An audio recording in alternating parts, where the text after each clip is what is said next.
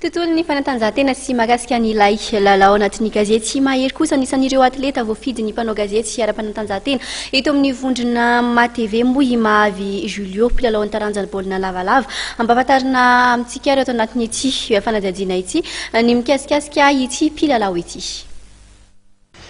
Mahavy Julio isan'ny mpilalao ny taranja baolina lavalava voafidy ny mpanao gazety ara-panatanjahantena utulurana trophée mahery noho ny zava-bitany teo amin'ny sehatry ny taranja baolina lavalava.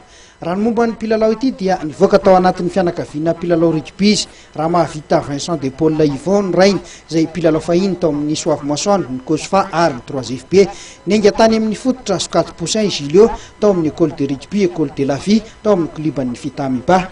José Rakotoarson mpilalao ny 3FB izay ao anatin'ny Makiny Madagasikara no namolavola sy nanamboatra ny Julio ho lasa mpilalao ikiizana ankehitriny. Vao tonga teo amin'ny Skadj Cadet Julio dia efa nilalao tao amin'ny division faharoa tao amin'ny cluban'ny Fitamiba. Avy eo izy dia nifindra tao amin'ny Stade Olympique de Lemirna.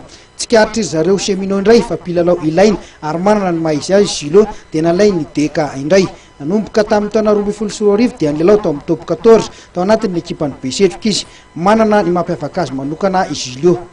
Isa zany mavita individuel. Zany hitako mampiavaka anazy amin'ny olona miara-manao. Ohatrany ahoana le hoe individuel vitan'ny Julio zay? Zany afaka mamono adversaire maromaro zany vao afaka mipasy namako dia libre namako. Mampiavaka namako manokana dia mavita mamono adversaire maromaro dia mipasy namako. Ianao ve le toerana tazomina eny ambony kianja ve ny mpanazatra ve ny nametraka anao sa ianao mihitsy ny safidy amin'ilay izy? Ny safidy mihitsy hoe 3 quart ny tena mety any. Tsy ny sport rehetrarehetra ihany rugby fa tsy manjatra fa misy ohatrany sport rehetrarehetra ihany. Inona zao no efa ratra nahazo mafy ny Julio tamin'ny rugby? Ratra nahazo mafy tamiko tamin'ny rugby nilatsaka épaule. Tsy mitaitaina ve ny ray aman-dreny na fianakaviana hoe rehefa mahita anao milalao hoe atahorana izy sao dia ratra ianao? Misy zany tsy maintsy mitaitaina izy. Inona mbola tanjo Julio anatin'ny taranja rugby? Ny tonga lavitra ny tanjo. Joueur pro? Joueur pro zany tena tanjo. Tsy milalao eto fa no pro mihitsy ny tena tanjo. Raha fahitanao ny rugby eto amintsika sy ny lalana misy sy ny zava-misy eto amintsika mety azo antoka ve ny atongavana any amin'izany pro zany? Mety azo antoka, azo antoka. Tena zao no lalao hoe raisam-pirenena tena hitan'ny Julio hoe nampiavaka ny Julio manokana? Lalao rugby asety ny tena hitako nampiavaka anahy tao alaharena. Toy izao ny zava-bitany teo amin'ny sehatry ny taranja baolina lavalava. Tompon-daka tao amin'ny division faharoa izy tao amin'ny club Aniangany tao amin'ny Fitamiba izany.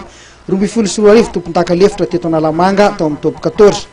Taona 2024 ihany dia tompon-daka ny Madagasikara top 8 ny cheminot izay nisy azy. Taona 2024 medaly volamena tamin'ny tournoi ny Aroi Skadj Cadet io. Taona 2024 tompon-daka ny Afrika groupe B ho an'ny Skadj Junior. 2024 laharana fahatelo teo amin'ny kanina ny Maki Senior ary 2024 ihany dia medaly volamena tamin'ny tournoi Aseru Cup izay nitanterahana tany Sri Lanka.